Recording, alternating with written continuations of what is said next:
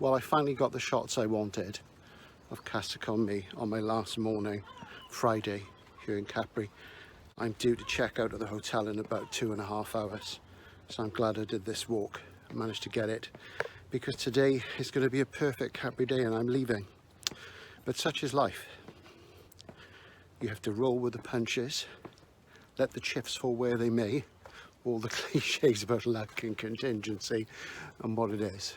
But yeah, I'm really pleased I got that.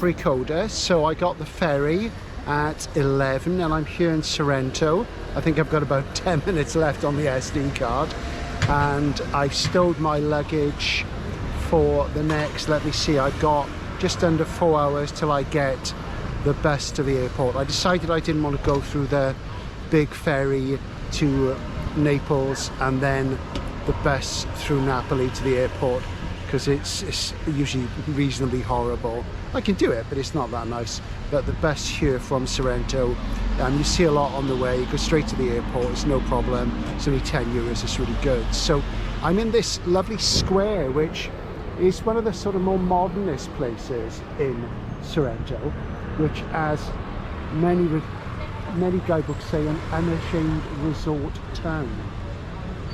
But yeah, this is the sort of place where, you know, you see scenes from things like Tenebrae filmed. I mean, Argento tends to film in Rome and Turin, and this feels more like Turin, not that I've been to Turin. So I may be able to show you around, and I may not, but for the time being I'm just going to have a sit down.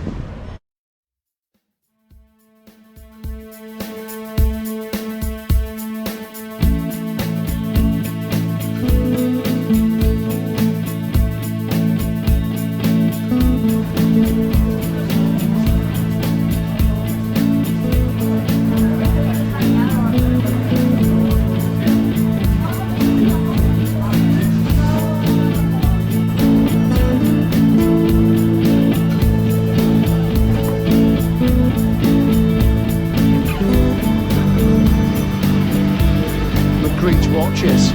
Cool.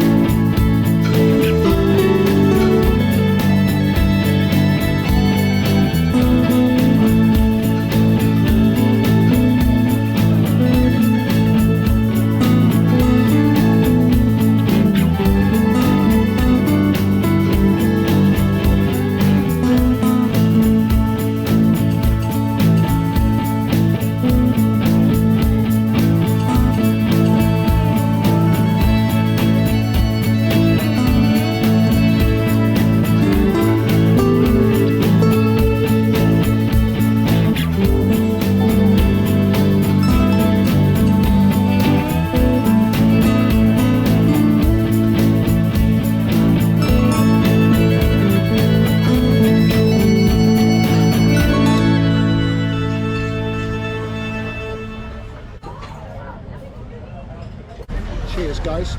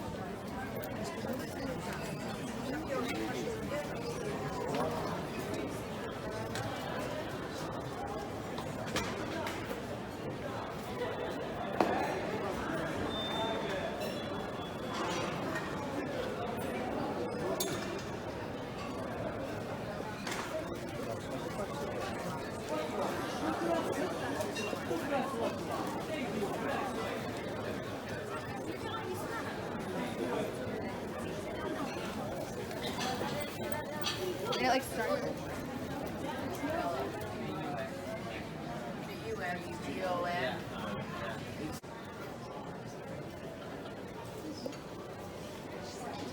UMUTON.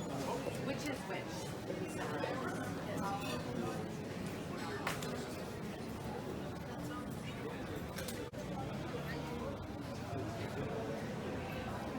You know you're gonna give it. But she said maybe she's gonna give it. Show that.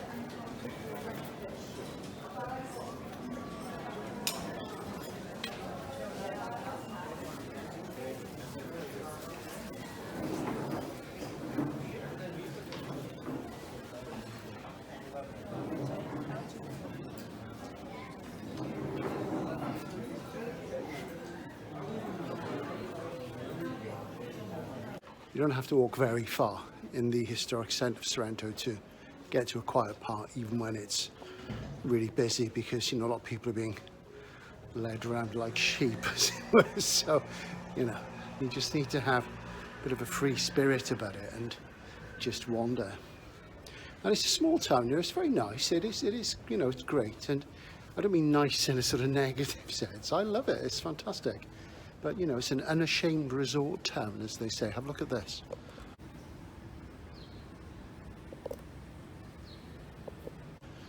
It does have some fantastic buildings, and it's got more of a Neapolitan vibe than Capri, which is very much more of a Amalfi Coast vibe. Even though Capri is off the tip of the Sorrentine Peninsula, so it sort of divides the Bay of Naples and the Amalfi Coast. The Amalfi Coast really begins with the Sorrentine Peninsula and heads south.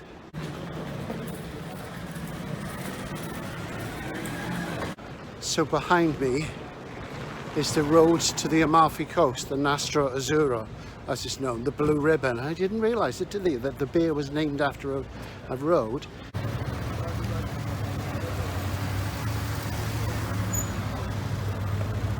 But we'll have to take that next time. Positano, Amalfi, Ravello, Vetri sulla Mare, Paestum.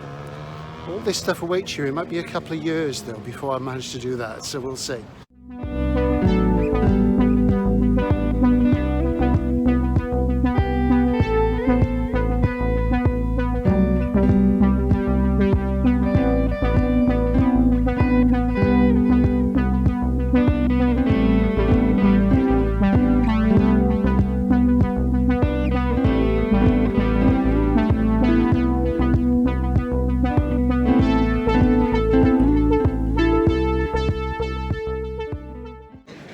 You see, that's the fundamental difference between Sorrento and Capri. You don't get an English inn or an Irish bar on Capri. You don't get it in Amalfi, Positano or Ravello either, which tells you quite a lot, I think. You don't get anybody cycling in Capri either, which is another plus. Nothing against cycling, but there is a place and a time, if you know what I mean.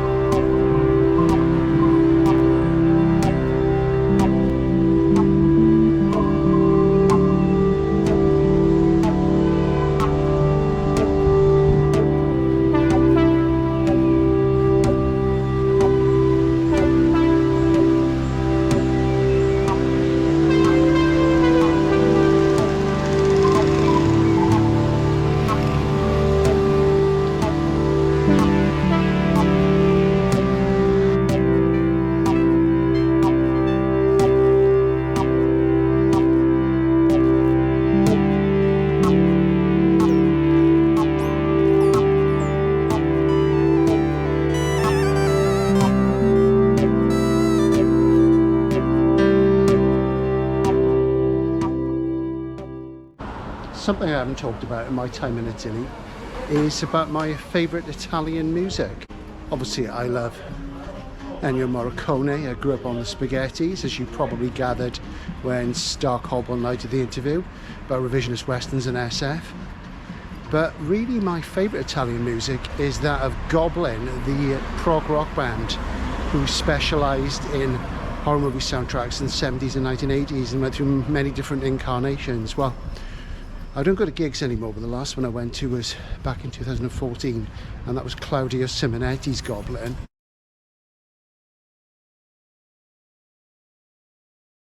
So it's just Simonetti, the keyboard player, and that was at the Fleece and Firkin in Bristol.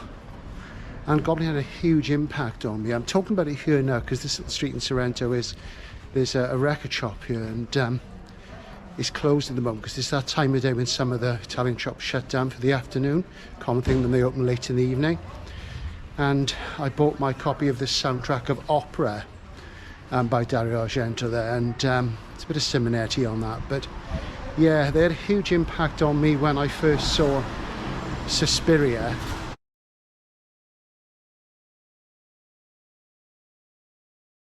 Which was way back in the late 70s, and I'd read about it in House of Hammer magazine, and I absolutely loved it, and the music's just amazing.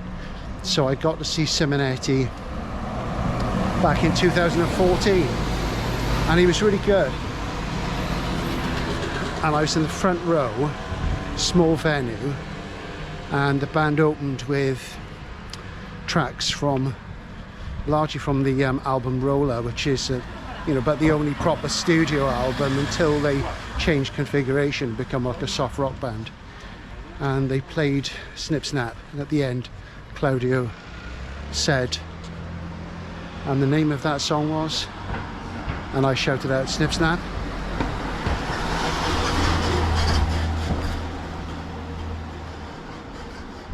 And then he said from the album, and I shouted out Roller.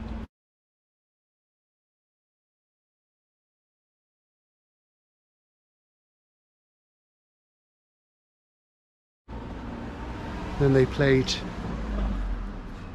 Aquaman from the same album, and again he said at the end, and the title of that song was, and I shouted the title, and from the album, and I shouted at Roller.